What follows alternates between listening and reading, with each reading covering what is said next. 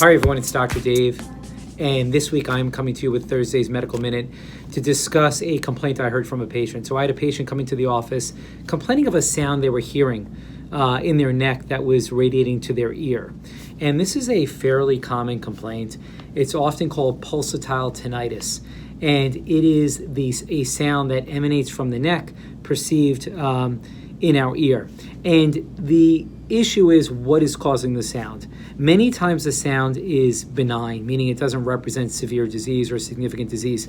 But other times it does not necessarily represent a benign finding, but rather disease. So what I want you to see here is this is the artery that travels along each side of our neck on the right and left side. This is called the carotid artery. And the carotid artery delivers blood from the heart to the brain.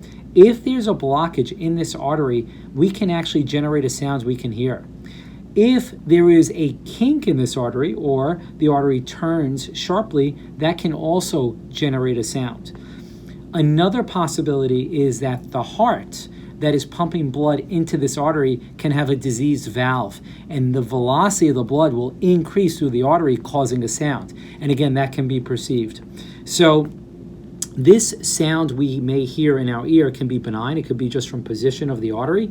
It could be the way our arteries turn, or if there's a little kink in the artery. It could be a blockage in the artery. It could be a problem with our heart valve. It could be a lot of different things. But the point is, A, most of the time it's benign, and B, if you do have this, you really should have it checked by your doctor. It's easily checked by doing an ultrasound of the heart to look at the valves, and by doing a carotid ultrasound where we check the neck and we can tell you if the arteries have any blockages or if there's any kinking in the artery.